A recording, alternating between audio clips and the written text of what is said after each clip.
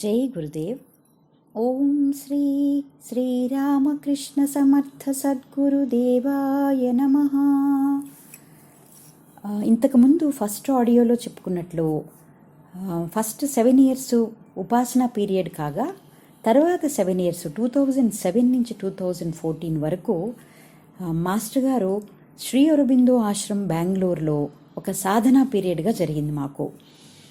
అది ఎలా అంటే 2006 December 1st గీతా జయంతి రోజున భగవద్గీతను నాకు ప్రసాదించిన తర్వాత ఇక్కడ బెంగళూరులో వెంటనే December 4th నుండి డైలీ గీతాపారాయణ కార్యక్రమం స్టార్ట్ చేశాము.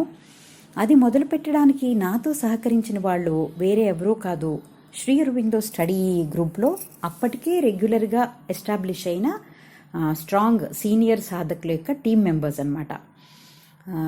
సో ప్రతిరోజు ఒక విజయ వినాయక టెంపుల్ అనే చోట 9:15 నుంచి 10 వరకు భగవద్గీత పారాయణ ఎస్టాబ్లిష్ అయిపోయింది. అప్పటికి మాస్టర్ గారు మార్చ్ 2007లో బెంగళూరుకి వచ్చే ముందే ఆ శ్రీ అరబిందో ఆశ్రమం యొక్క సీనియర్ సాధకులతో భగవద్గీత ద్వారా తనతో లింక్ పెట్టేసుకున్నారు అని మనకు అర్థమవుతోంది.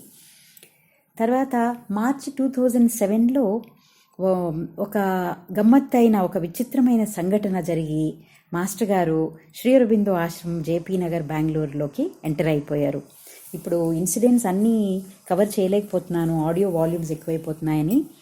ముఖ్యంగా మనం తెలుసుకోవాల్సిన విషయాలు ఏంటంటే, మాస్టర్ గారు శ్రీ అరబిందో ఆశ్రమంలో ఇచ్చిన first topic Gita in the light of Shri Aurobindo.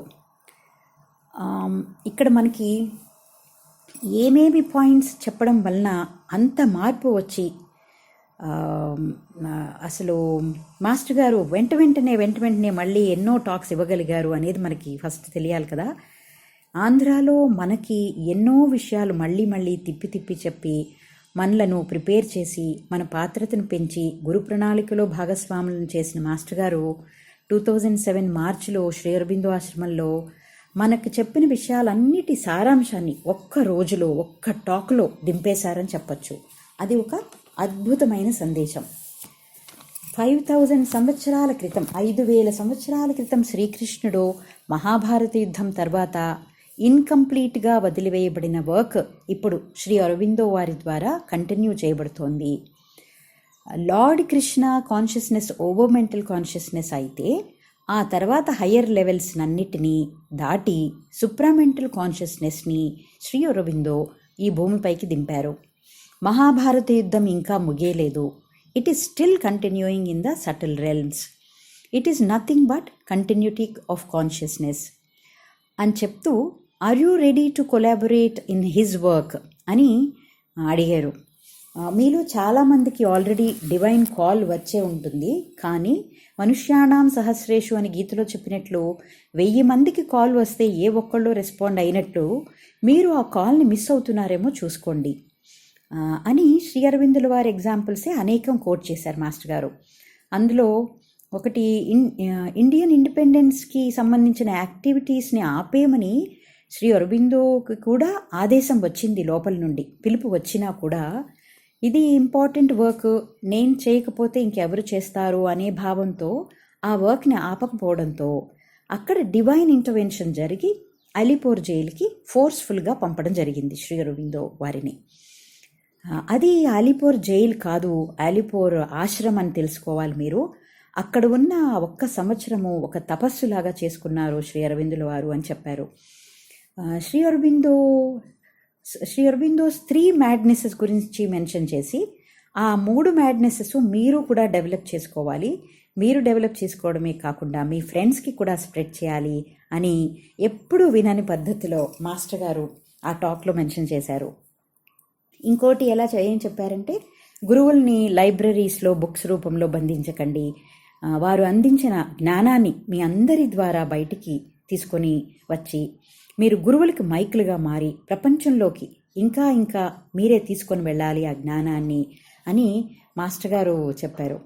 జన్మలుగా divine mother Shri Aurobindo వారితో కలిసి మీరందరూ జన్మించారు. ఇప్పుడు మనల్ని నడిపించడానికి స్వయంగా మన జీవితాలకు సారథ్యం వహించడానికి శ్రీ అరవిందుల వారు పిలుపునిచ్చి వేచి ఉన్నారు అని చెప్తూ are you ready to allow Sri Aurobindo as your charioteer? Are you ready to collaborate in his work అనే ప్రశ్నలతో ముగించగా టాక్ అయిపోయినా సరే ఎవ్వరు కుర్చీలోంచి లేవలేకపోయారు. అందరూ అవాక్కైపోయారనమాట. నేను ఏదో కొన్ని పాయింట్స్ నాకు గుర్తున్నవన్నీ నేను మెన్షన్ చేశాను. దయచేసి missionrk.comలో మాస్టర్ గారు అన్ని టాక్స్ అందరూ వినవలసింది. ఇంకా ఇలా ఫస్ట్ టాక్ అయిన తర్వాత ఇంకేముంది, the rest is history. Shri Aurobindo Ashram వాళ్ళు మాస్టర్ గారు వెంటనే ప్రతి సంవత్సరం మాస్టర్ గారు ఇక్కడ బెంగళూరులో టాక్స్ ఇవ్వడం జరిగింది. 2007లో సింథసిస్ ఆఫ్ యోగా, 2008లో మార్నింగ్స్ ఏమో అక్కడ విజయ వినాయక టెంపుల్లో మేము గీతా చేసే చోట essays on Gita talks, evening అరవిందుల వారి ఆశ్రమంలో లైఫ్ డివైన్ టాక్స్, 2009లో Savitri in day to day life అని ఇవన్నీ కూడా ఒక వారం రోజుల టాక్స్గా ఇచ్చేవాళ్ళు. అలా అన్ని ఇంపార్టెంట్ బుక్స్ని కవర్ చేసేసారు మాస్టర్ గారు. ఇలా మాస్టర్ గారు టాక్స్ తర్వాత ఇక్కడ వచ్చిన ట్రాన్స్ఫర్మేషన్ ఏంటంటే, మా స్టడీ గ్రూప్లో కూడా there was a complete turn off events. అప్పటి వరకు ఎంత సీనియర్స్ అయినా ఎవరి బుక్స్ వాళ్ళు చదువుకోవడం, అందులోనూ ఒకవేళ బాగా మాస్టర్ చేసి ఉంటే సబ్జెక్ట్ని, ఇది నేను ఎన్నో సంవత్సరాలుగా చదువుకున్న సబ్జెక్టు, ఇది నా సాధన, నేను ఇవాల్వ్ అవుతాను అనే స్థాయి నుండి అందరూ సిన్సియర్గా ఇంకో నలుగురితో పంచుకోవడం అనేది ఒక పెద్ద చేంజ్గా మొదలై మోర్ గ్రూప్ యాక్టివిటీస్, తర్వాత సావిత్రి యజ్ఞాస్ జరగడం, అందరం కలిసికట్టుగా కలెక్టివ్గా ఇవాల్వ్ అవ్వవలసిందే అనే సత్యం it was spread in to the air. అలా అనమాట. అలా చాలా మార్పులు వచ్చాయి. ఇంకా గ్రాడ్యువల్గా మాస్టర్ గారు టాక్స్లో అన్న ఒక్క మాట, మీరు గురువులుగా మారగలరు, మీరే గురువులుగా మారాలి అనేదైతే it was such a radical thought. ఎవరికీ ఆ ఆలోచన అసలు రాదు కదా. అక్కడి నుంచి అసలు ఇంకా ఎంతో మార్పు. అలా 2012 వరకు బెంగళూరు శ్రీ అరబిందో ఆశ్రమానికి మాస్టర్ గారు రాగలిగారు. ఇంకా 2014లో మాస్టర్ గారు నాకు ప్రసాదించిన వరాలు ఏంటంటే, ఫిజికల్ ప్లేన్ నుంచి వీడ్కోలు తీసుకుని వెళ్ళే సంవత్సరంలో 4th ఫిబ్రవరి వసంత పంచమి పర్వదినంన ఆయన బెంగళూరు మాధురి చందా వాళ్ళ ఇంట్లో ఉన్నప్పుడు ఆ రోజు ఆ వసంత పంచమి ఘడియల్లో మాస్టర్ గారితోనే ఉండి వారికి సేవ చేసుకునే అదృష్టాన్ని నాకు కల్పించారు. తర్వాత ఏప్రిల్ 22, 2014 సావిత్రి బుక్లో లాస్ట్ చాప్టర్ని మాస్టర్ గారితో పాటు నేను చదివే అదృష్టాన్ని కలిగించారు. ఎవరు సావిత్రి సీడీ ఫామ్లో చేశారు అని నేను సీడీ తీసుకెళ్తే నన్ను పక్కన కూర్చోబెట్టుకుని సీడీ ప్లే చేస్తూ నేను చదువుతుంటే నాతో పాటు కూర్చుని సావిత్రి క్యాంటోస్ చదివారు. మధ్యలో లంచ్ టైం అయిపోతే లంచ్ చేసి కంటిన్యూ చేద్దామని చెప్పి లంచ్ చేసుకుని వచ్చి మళ్ళీ ఇద్దరం కలిసి సావిత్రి క్యాంటో కంప్లీట్ చేసే భాగ్యాన్ని నాకు కలిగించారు. అటువంటి అదృష్టాన్ని 2014లో కలిగించినందుకు ఇప్పటికీ ఆ డేట్స్, టైము నా సావిత్రి బుక్లో అలా నిలిచిపోయి ఉన్నాయి. అప్పుడు ఇప్పుడు ఎప్పుడు నాకు తెలిసిన నిజం ఏమిటంటే, నన్ను కేవలం అక్కడ నించోబెట్టారు మాస్టర్ గారు. నేను చేసింది ఏదీ లేదు, అంతా ఆయన అనుగ్రహమే, అన్నీ వారే చేసుకొని నన్ను నిలబెట్టి కాచి కాపాడి ఆశీర్వదించారు. పూజ్య మాస్టారు గారికి శతకోటి ప్రణామాలు. గురుదేవ శరణం మమ, శ్రీరామకృష్ణ శరణం మమ.